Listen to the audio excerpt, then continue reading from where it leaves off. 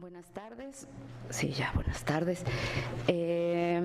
Como siempre, creo que lo más importante en la vida es ser agradecidos, así que muchas gracias a la invitación de los organizadores y a las instituciones que organizan este seminario. Para mí es un gusto estar el día de hoy aquí, un gusto por diversos motivos.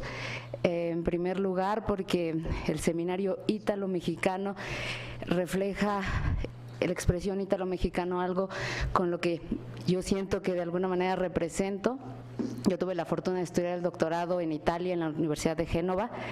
Mi área es la filosofía del derecho, pero aquí el doctor Valadez y el grupo de constitucionalistas prestigiados de este instituto, entre los que se encuentra, por supuesto, el mismo doctor Valadez, el doctor José María Serna, el doctor Barceló, la doctora Pilar Hernández, Hugo Concha, que me hace sentir profundamente agradecida porque siempre me vinculan y me invitan a participar, puesto que finalmente también oriento un poco mis estudios a teoría del derecho constitucional.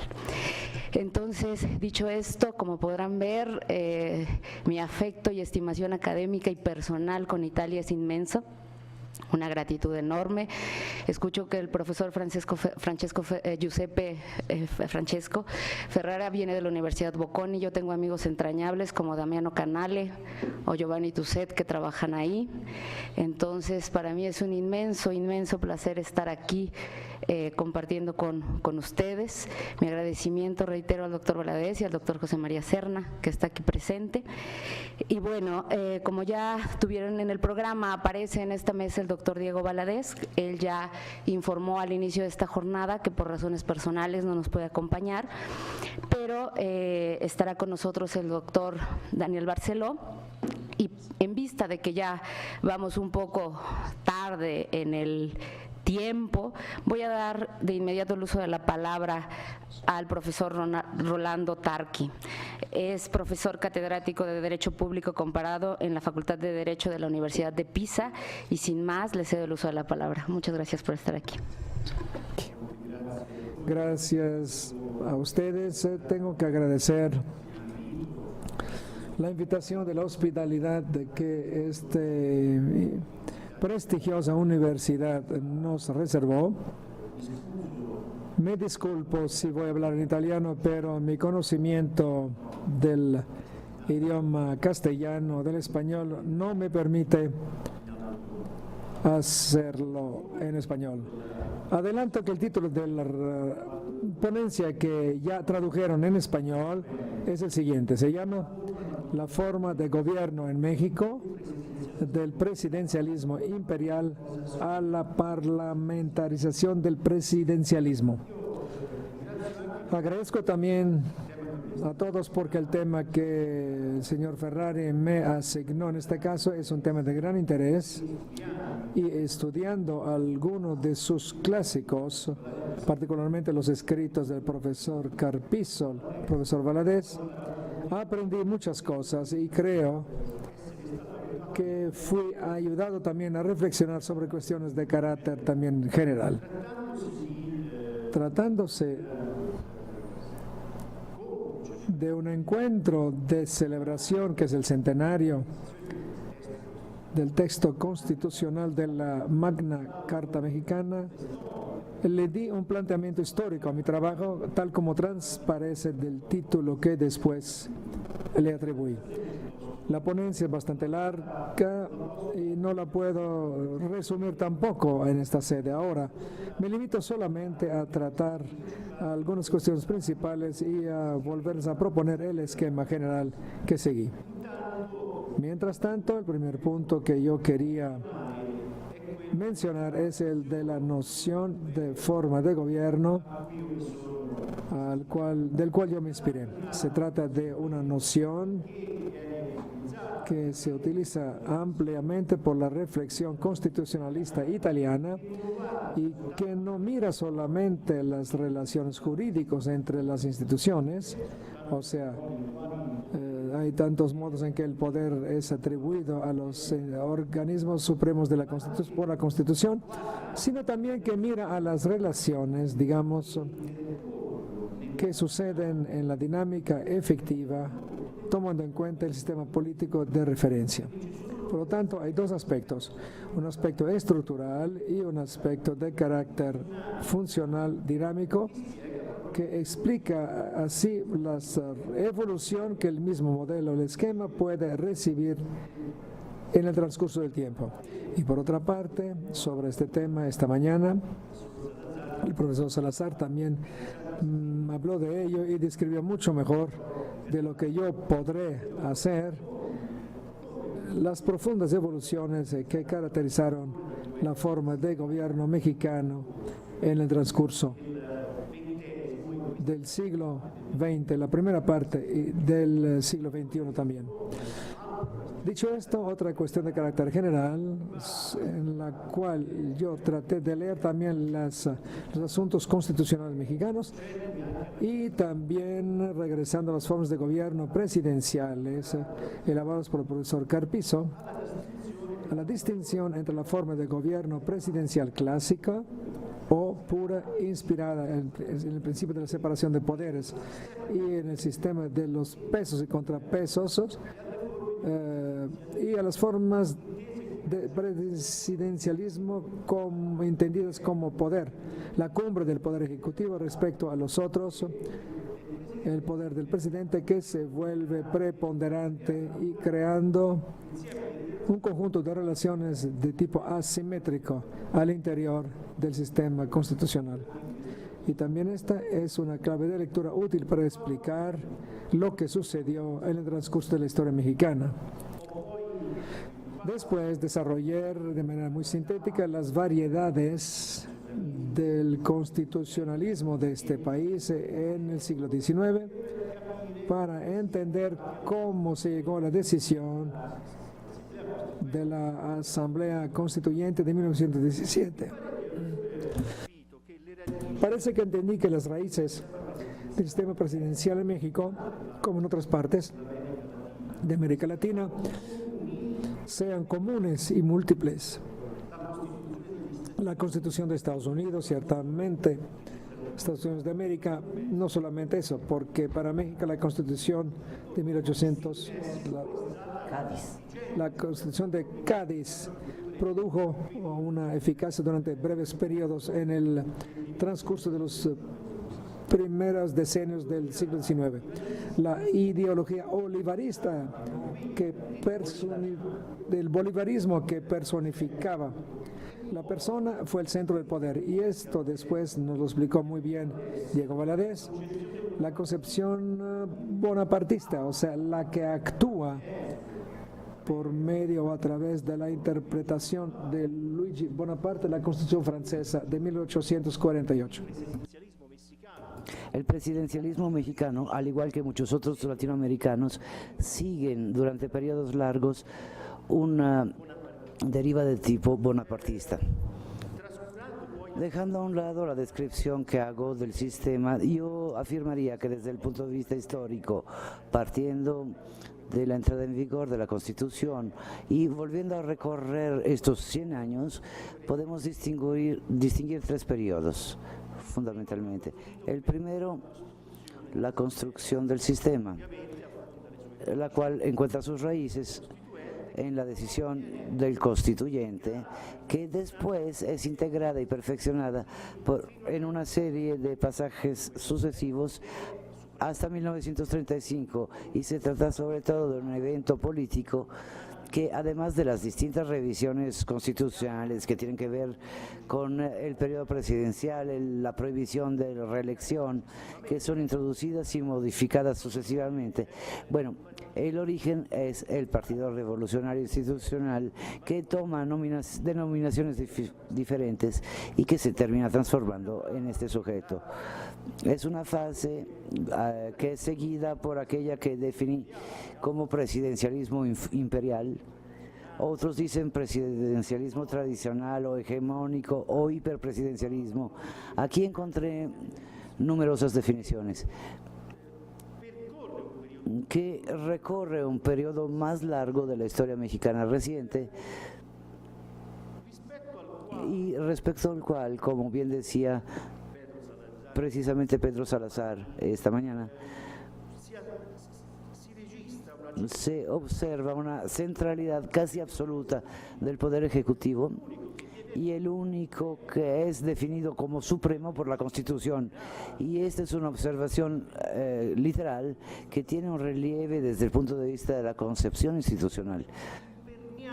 Y esto tiene como eje la única persona del presidente. La fórmula constitucional es muy significativa y eficaz porque permite darle toda la importancia a una persona a la cual se atribuye un poder casi absoluto. Tiene facultades constitucionales, los numerosos poderes que derivan de la Constitución, se le suman los poderes metaconstitucionales que derivan del liderazgo del partido hegemónico o dominante. En un marco, en su conjunto, de asimetría institucional, en el cual el Congreso, por una parte, tanto por las razones que exponía, pero también debido a la cultura política que se estabiliza y por una especie de deferencia del Congreso hacia el presidente, adopta un papel seguramente de menor relieve o secundario respecto al presidente. Brevemente sobre esto, a mi juicio, en esta fase histórica, y a diferencia de lo que leí en otros comentarios, no es un juicio negativo. Este juicio debe ser historicizado, por lo tanto debemos observar de qué forma un sistema que se basa en un partido dominante, un presidencialismo imperial, le aseguró a México un periodo de gran estabilidad y crecimiento económico, social y político. A diferencia de otras experiencias en América Latina, en México no ha habido un golpe, no ha habido un ascenso de un caudillo mediante la fuerza militar o de otra forma hacia el poder. Ciertamente se trata de un sistema sin democracia. Y la tercera fase es aquella del tránsito hacia la democracia plural que se consuma como consecuencia de una serie de reformas también políticas que inician en los años 70 del siglo pasado y que después se relacionan adicionalmente se relacionan, como decía Pedro Salazar, el Banco Central y otras normatividades colaterales conforman un gobierno a través de la revisión de los sistemas electorales mexicanos. Y ese es el punto de quiebre que permite insertar un mecanismo electoral mixto que a su vez introduce elementos de proporcionalidad que permiten superar el anterior esquema de mayoría, lo cual desestabiliza. Además que el contexto social, económico, político transformado, las crisis, la liberalización, que modifican los equilibrios en el interior de la gestión económica, ante la cual el presidente pierde su centralidad. Pasamos así a una fase nueva, cuyo momento inicial es 1997, con la derrota del Partido Revolucionario Institucional, perdió la mayoría, y sobre todo con la elección en el 2000 del presidente Fox. Se trata de una transformación epocal que a lo mejor no era inesperada, pero ciertamente se consuma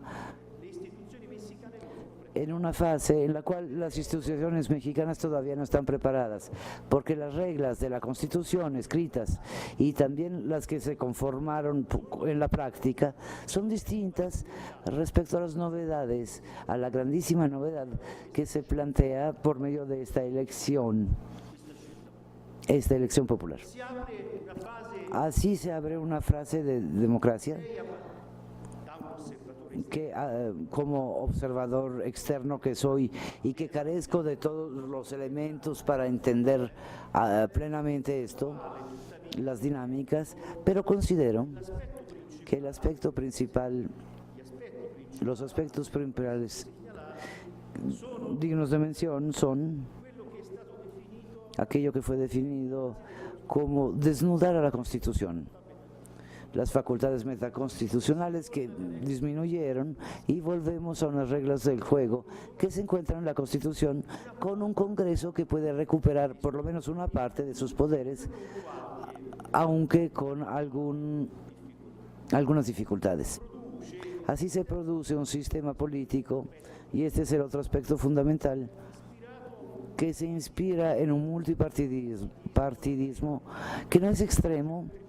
Hay un tripartidismo de fondo y se agregan otros partidos menores que de todas maneras tienen cierto relieve, y que quizás ahora una cuarta fuerza que está en proceso de formación está Morena, una nueva identidad que está en fase de crecimiento.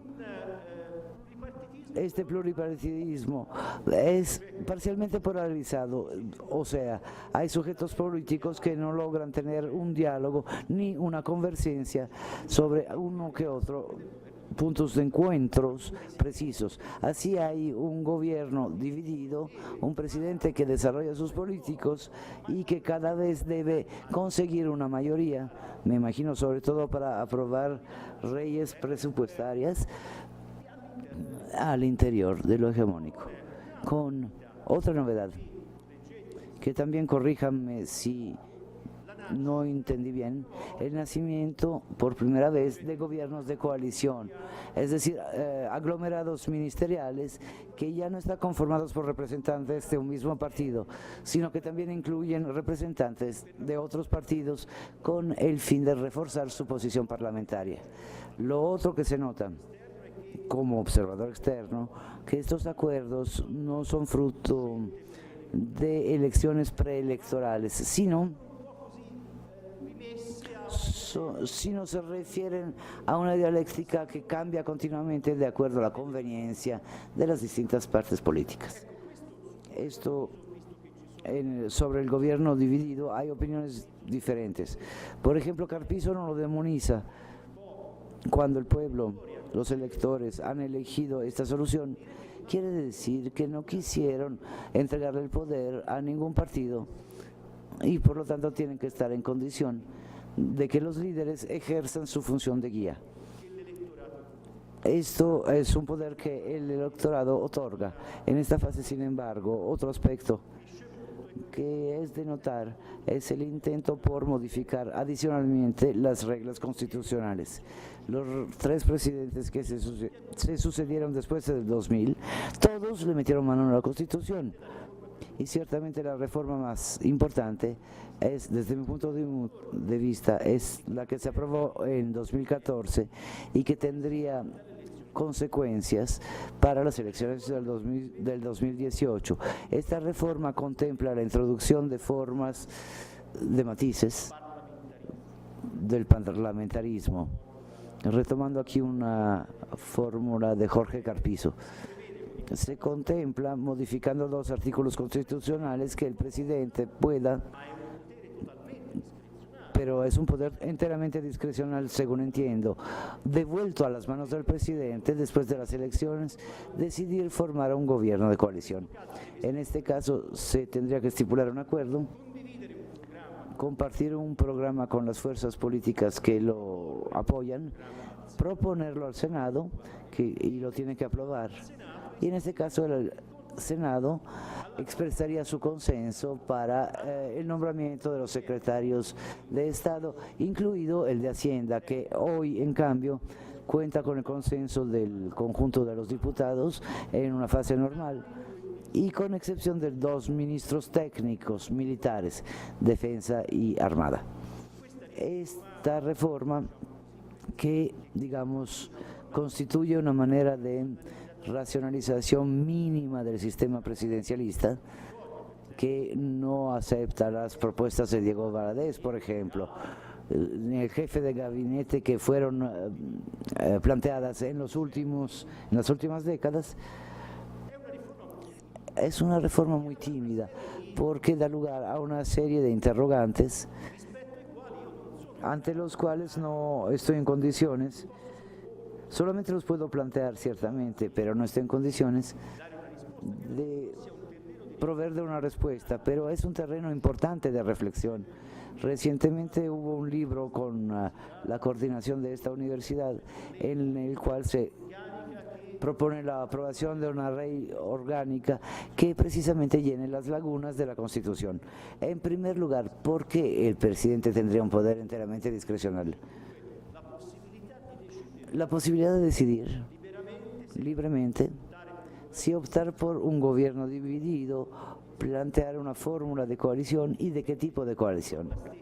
Probablemente no la misma que le dio apoyo en las elecciones presidenciales, sino una distinta. Hablamos aquí de gobierno, pero la Constitución de México, que no ha sido cambiada en los otros puntos, sigue otorgándole el poder ejecutivo enterito en manos del presidente. No existe un Consejo de Ministros. La fórmula del artículo 29 que recordaba la existencia de un consejo que había que reunir para deliberar sobre los estados de emergencia fue eliminado en el 81, por lo tanto tampoco ya existe.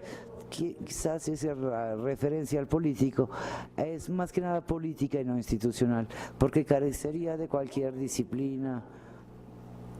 En segundo lugar, solamente interviene el Senado. Se entiende, la duración del mandato presidencial y la del Senado es la misma, mientras que el Congreso es reducida a la mitad. ¿Qué sucede si en las elecciones intermedias en el Congreso de los Diputados se formaría una mayoría distinta a la que le da apoyo al acuerdo de coalición? Esta es una pregunta y yo no sé, no sabría qué contestar. Y para terminar, hay otros puntos, pero hasta hablé demasiado y abusé de mi tiempo. Creo que esto sea un primer intento un poco modesto, yendo en la dirección sugerida por los más importantes constitucionalistas mexicanos de adecuar las instituciones a la nueva estación de la democracia, no solamente transformando la democracia electoral como la concibió Schumpeter, sino en una verdadera democracia, una pluralista, real, que también cuente con las instituciones adecuadas para este efecto. Ciertamente no salimos de la fórmula presidencialista, solamente nos limitamos a otorgarle una racionalización, aunque sea limitada, y la impresión que aún en palabras de Valadez, el presidencialismo tradicional no ha sido superado, no ha sido trascendido, todavía nos encontramos en esta fase. Por lo tanto, es probable que, o posible, que la larga temporada de reformas no haya concluido aún, aunque sería oportuno, por lo menos durante cierto periodo, detenerse y permitir que las nuevas reglas se consoliden y se conviertan en estables. Ciertamente, de parte de un simpatizante de este gran país, el deseo sería que el tímido intento que se hizo tenga buen éxito, porque las instituciones políticas mexicanas necesitan una fuerte legitimación para enfrentar los problemas y dificultades cuya importancia estratégica es fundamental en el contexto geopolítico americano, sobre todo después del giro que se verificó en los Estados Unidos de América con la elección del presidente Trump. Gracias. Muchas gracias a la participación del profesor Tarqui. Demasiados puntos que sugieren discusión. Creo que me quedaría que la reforma tímida, el comportamiento de los actores políticos, las instituciones, desafortunadamente en México está sometido a esto que él etiquetó, calificó como una dialéctica conveniente. Así que esperemos que los buenos deseos superemos. Creo que esto es uno de los retos importantes, superar esta dialéctica conveniente en el momento de negociación importante. Sin más, le voy a dar la palabra al doctor Daniel Barceló. Para mí es un gusto presentarlo. Él es investigador de este Instituto de Investigaciones Jurídicas, es doctor en Derecho por la Universidad de Salamanca. Y bueno, adelante, doctor. Muchas gracias. Bueno, en primer lugar, agradecer la invitación Chema, a participar en este importante seminario y desde luego tener la oportunidad del intercambio tan productivo con los colegas italianos. Como verán, voy a hablar yo también de las 3 fases de las que habló ya mi colega Roberto Tarchi. Efectivamente, las describe muy bien, las 3 fases en las que se puede describir la evolución del sistema presidencial mexicano y aterrizar al final en los problemas que él ya está viendo del gobierno de coalición. Bien, yo el contenido y el orden de mi exposición es, en primer lugar, la forma de gobierno presidencial en la Constitución de 1917. Voy a hacer una breve referencia a cuáles fueron las razones de Venustiano Carranza de implantar este modelo. Y luego, ¿cuáles son las notas establecidas en la Constitución que hablan justamente del sistema presidencial unipersonal? En segundo lugar, voy a hacer un elogio razonado de la organización del poder en la Constitución de 1917, porque solemos en México darle enorme crédito, que lo tiene, por su inclusión de los derechos sociales, pero yo voy a hacer un elogio razonado, como ya digo, de la organización del poder en la Constitución de 1917. Y finalmente hablaré sobre el gobierno de coalición en la víspera de que se pueda actualizar a partir de la siguiente elección presidencial. Digo, aunque ya está vigente, es decisión del presidente activar el mecanismo o no. Bien, forma de gobierno presidencial unipersonal con vigorosos poderes del presidente es lo que introduce deliberadamente en el proyecto de Constitución Venustiano Carranza, porque había 2 alternativas: continuar con el sistema congresual como lo habría descrito Woodrow Wilson del sistema presidencial norteamericano del siglo XIX, que era en lo que había evolucionado el mexicano de la Constitución de 1857, o ir a un sistema parlamentario, como le reclamaban los adversarios políticos de Venustiano Carranza, que se habían congregado en la Convención de Aguascalientes. Y Venustiano Carranza dice, como lo decía muy bien hoy Pedro Salazar, no, vamos a reforzar el sistema presidencial y a concentrar los poderes. Y había buenas razones para ello. En primer lugar, yo diría, la concentración del poder en el presidente tenía razones de tipo militar. Hoy lo decían por la mañana, geopolítica. Habíamos perdido la mitad del territorio nacional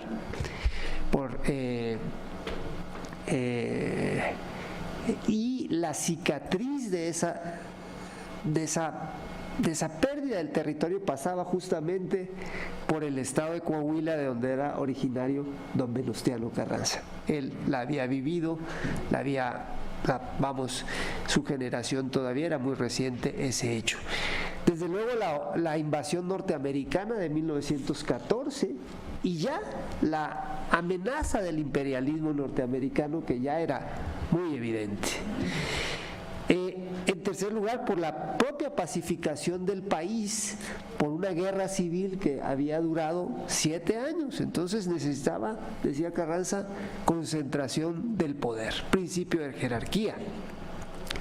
En segundo lugar, la concentración del poder se refiere a razones de diseño institucional de la forma de gobierno, porque Carranza, asumiendo un poco el diagnóstico que le daba su colega, que había sido colega con él en el Senado de la República, Emilio Rabasa, sostiene que la inestabilidad política en México del siglo XIX se debe justamente a lo vigoroso de los poderes del Congreso sobre el presidente.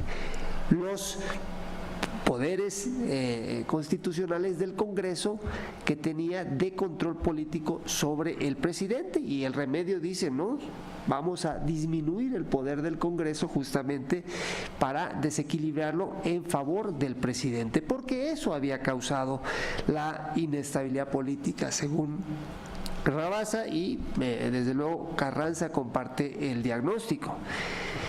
Y decía además Carranza, no podemos ir a un sistema parlamentario como nos pide la Convención de Aguascalientes, porque no tenemos partidos políticos en México y porque no tenemos, como ya lo refirió el profesor Tarqui, una cultura parlamentaria, una cultura política parlamentaria.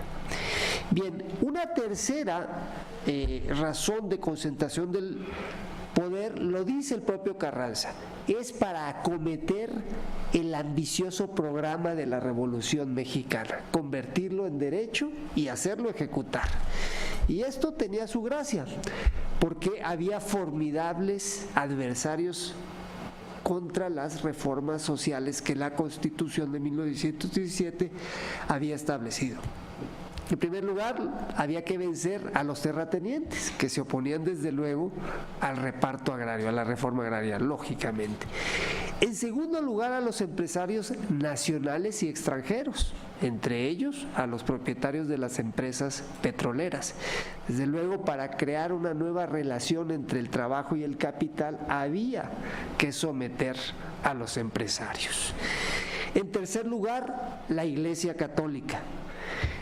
La revolución pretendía llevar a cabo, hacer efectiva las leyes de reforma que no habían sido posible aplicarlas, aunque se habían establecido en la Constitución de 1857 y en las leyes de reforma que se dieron inmediatamente después, no se habían aplicado. Entonces no se había llevado a cabo la efectiva separación de la Iglesia y del Estado. Y en cuarto lugar, Carranza veía también como adversario de la revolución a los propios militares, y había que subordinar a los militares. Por eso vemos luego lo que va a la revolución democrática. Es una revolución ciudadana, primero con Francisco I. Madero, que es asesinado por un militar, y luego por Venustiano Carranza, que en ningún momento se asume como militar. Él se daba el título de ciudadano y primer jefe de la revolución, y también es asesinado por militares. Bien, ¿cuáles son las características, las notas del sistema unipersonal en la Constitución? Bueno, hay un deliberado, diría que en primer lugar el planteamiento general es que hay un deliberado diseño constitucional de desequilibrio de poderes constitucionales entre el presidente y el Congreso. Un desequilibrio de poderes que beneficia desde luego al presidente. En primer lugar, a diferencia de lo que pasaba en Estados Unidos, en México se vuelve a reiterar en la Constitución el poder de iniciativa de ley que tiene el presidente. Pero además de este poder de iniciativa de ley del presidente, se agrava el veto que podía interponer el Congreso contra leyes del presidente y digamos aprobadas con sus simpatizantes dentro del Congreso. El veto se agrava enormemente, y de pedirse una mayoría absoluta se pide 2/3 partes de cada una de las cámaras. Además de ello, se establece un control político ex post y se anula la posibilidad de la censura parlamentaria que por práctica política se había empezado a gestar en la Constitución de 1857, como lo relata Francisco Zarco en la memoria del Congreso Constituyente de 1857. Además de ello, se anula también la potestad del Senado de ratificar a los titulares de las dependencias del Poder Ejecutivo. En la Constitución estaba establecido que el Senado ratificaba el nombramiento del secretario de la Defensa, del secretario de Relaciones Exteriores, del secretario de Hacienda. Sí, estaba tasado el número de secretarios, porque eran el número de secretarías que provenía primero en la Constitución de Cádiz, que habían solo 5 secretarías, y luego la Constitución Federal. Entonces habían 5 secretarías. Con la emergencia de los derechos sociales, el Poder Ejecutivo va a crecer enormemente, y esos nombramientos de los titulares de esas dependencias ya no van a ser ratificados por el Senado de la República. Además de ello, en la Constitución se suprime lo que sí estaba en la Constitución anterior de 1857, la imposibilidad del impeachment contra el presidente por violaciones graves a la Constitución y a las leyes electorales. El juicio político se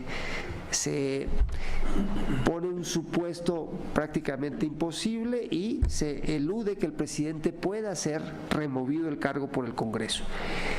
Además de ello, se establecen periodos ordinarios de las cámaras del Congreso verdaderamente cortos, es decir, se acortan los periodos ordinarios del Congreso si los comparamos con los que estaban establecidos en la Constitución de 1857. Y además se le da la potestad al presidente de la República para convocar a periodos extraordinarios de las cámaras del Congreso de la Unión. Este fue, digamos, lo que se insertó en la Constitución. Pero además de ello hubo un diseño deliberado de lo que sería la organización metaconstitucional del poder político, lo que se refería el doctor Rolando Tarqui, que además lo ha estudiado, como él mismo refirió brillantemente, el doctor Jorge Carpizo. Antes de crear lo que sería el Partido Revolucionario Institucional, que sería uno de los ejes fundamentales del poder del presidente, su fundador, Plutarco Elías Calles, va a Europa y va en un viaje oficial en 1924 y estudia los partidos políticos de Alemania y de Francia. Y también luego va a Estados Unidos, lo recibe el presidente Calvin Coolidge, y posteriormente tendrá mayor información sobre el Partido Republicano y el Partido Demócrata por el embajador en México, Dwight Morrow, que era profesor de Derecho, por cierto, y que le dice: no copien el modelo de sistema de partidos norteamericano, porque eso debilita el poder del presidente. Y además de ello, y permítanme leer aquí, hoy hablaban de las influencias de Italia en México, cuando se va a crear el Partido Revolucionario Institucional, y este es un libro magnífico, el Partido de la Revolución Institucionalizada, de Luis Javier Garrido, que relata cómo se crea el PRI, brillantemente relatado, y dice: sobre las influencias que va a tener el fortalecimiento en Europa de modelos tan distintos como el del régimen comunista soviético y el del régimen fascista italiano, fundados ambos en la existencia de un partido único, tenía sin duda una cierta influencia sobre los dirigentes políticos mexicanos. Es verdad, también se estudió con mucha profundidad al partido italiano, y de ahí se trajeron modelos para organizar los sindicatos dentro del partido político, ¿no? Y no solo los sindicatos, sino también la subordinación de los propios empresarios. Entonces, bueno, es así como se organiza la presidencia unipersonal con poderes concentrados en la Constitución y en la metaconstitución, que fue la organización del poder del Partido de la Revolución. Ahora haré un elogio razonado de la Constitución, de la organización del poder de la Constitución de 1917. Me vas diciendo cómo voy de tiempo para... Bien, para que esto pueda apreciarse, creo yo que es importante que tengamos en cuenta qué estaba pasando en estos 100 años que ha estado vigente la Constitución de México, y donde efectivamente hemos tenido orden y paz sociales, hemos tenido progreso económico, social, político, desde luego hemos tenido problemas y seguimos teniendo gravísimos problemas, pero vean ustedes qué estaba pasando en otras partes del mundo, y eso nos hace, o al menos a mí, me produce propuse valorar muy positivamente la Constitución de 1917 en cuanto a la organización del poder. En primer lugar, vean ustedes que, por ejemplo, en Europa se estaban disolviendo estados nacionales. Todavía las fronteras en Europa estaban moviéndose. Bueno, aún hoy en día se siguen moviendo en algunos países. La Unión de Repúblicas Socialistas Soviéticas, que fue el paradigma, se disolvió, se creó y se disolvió en el mismo periodo de 100 años del que estamos hablando. Hoy Ucrania, una de las repúblicas que emergen de esta disolución de la Unión de Repúblicas Socialistas Soviéticas, todavía busca consolidarse por los problemas que tiene con Rusia. Yugoslavia, otro de los países que se disolvió, donde hubo además una limpieza étnica, terribles violaciones a los derechos humanos, que desde luego cosas que aquí en México no se vivían. Ciertamente, y nuevamente lo dijo bien el profesor Tarqui,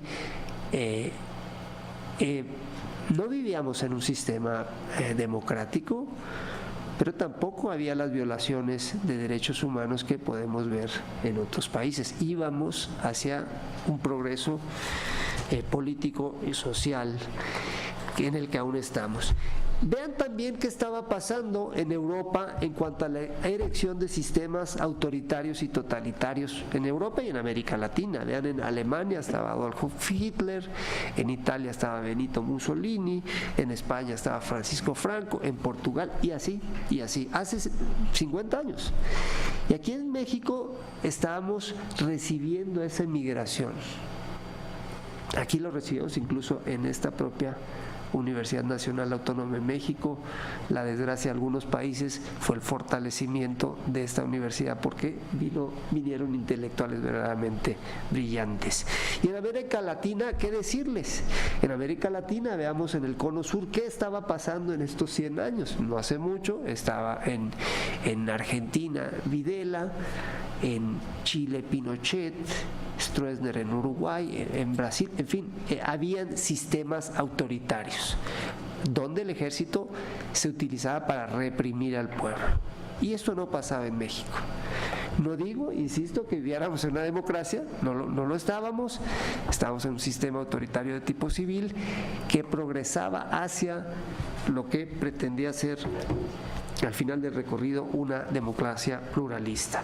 Y lo mismo pasaba en América Central, con la sola excepción de Costa Rica, Nicaragua, Honduras, Guatemala, El Salvador, estaban todos en guerras civiles. México fue incluso sede de los acuerdos de paz. Entonces yo haría una valoración sumamente positiva de nuestra Constitución, porque además tuvo el mérito de saberse actualizar en cuanto a la forma de gobierno. En 1977 se reforma muy audazmente, ya lo platicó, ven que estoy como comentando la brillante exposición que hizo el doctor Rolando Tarqui, fenomenal, de verdad, que habíamos degenerado, o sea, el Partido de la Revolución degeneró en un partido hegemónico, cuya crisis se vio en 1976, cuando la elección presidencial de 1976, donde solo hubo un candidato presidencial. Y esto lleva a que la nomenclatura en el poder reforme la Constitución y se abra el Congreso a otros partidos mediante la introducción del sistema de representación proporcional, lo cual fue verdaderamente brillante. Copiamos o adaptamos más bien el modelo alemán de sistema mixto, porque preservamos el mayoritario y se introdujo una proporción de diputados de sistema RP. Este sistema eventualmente lo que nos ha llevado es a un pluripartidismo moderado, pero fragmentado en el Congreso, que es lo que tenemos actualmente, donde ya el presidente de la República llega con menos del 50% del voto popular, ya desde hace varios sexenios, pero además no tiene el apoyo en el Congreso para el programa de gobierno que le ofreció a los ciudadanos. Y para ello se ha planteado, y ya está en la Constitución, el gobierno de coalición. el gobierno de coalición, que en cualquier momento el presidente puede optar en formar con su partido y con otros partidos políticos para efectivamente promover lo que él ha ofrecido o esos partidos coaligados han ofrecido a los ciudadanos en la última elección. Y el problema que tenemos, lo llamó racionalización mínima, lo llamó el profesor Tarqui, y reforma tímida. Bueno, aquí tenemos un problema, y qué bueno que están los colegas italianos que tienen un sistema parlamentario, porque estamos en el debate si hay que tener o no una ley reglamentaria. Hay quienes sostienen que siguiendo el modelo de Westminster, donde se creó por convención política, pues no hay necesidad de dar las reglas en las que se crean las coaliciones. Sin embargo, hay otros que pensamos, el doctor Diego Valadez y yo escribimos conjuntamente un libro sobre las grandes líneas de lo que sería el gobierno de coalición, que es la parlamentarización del sistema mexicano. Yo, a quienes sostienen, gente muy notable, parlamentarios muy acreditados, entre ellos el doctor Paoli, el propio gobernador Arturo Núñez, que ha sido vicepresidente del Senado y presidente del grupo parlamentario en la Cámara de Diputados, en alguna ocasión conversábamos este tema, y yo le digo, sí, hay que tener una ley, es positivo, pero no y es además necesario desde el punto de vista jurídico, porque estamos reinterpretando la relación entre poderes que está establecida en la Constitución, número uno. Y número dos, vean qué pasó con Escocia. En Escocia no siguieron las convenciones constitucionales del modelo Westminster. Cuando ellos crean su forma de gobierno en Escocia, van a fórmulas escritas, hacen leyes que regulan el gobierno parlamentario escocés, donde se establecen muchas cosas que se dieron efectivamente por convención política en eso. Y en ese tránsito estamos. Hoy decía el director, bueno, estamos en un escenario, nuevas elecciones, será muy importante quién gane la presidencia, porque de su talante también dependerá si va a prosperar o no en los próximos 6 años esta figura, o se va a pasar para el 2024, porque a mí no me cabe duda que esa es la evolución necesaria del sistema presidencial. Muchas gracias.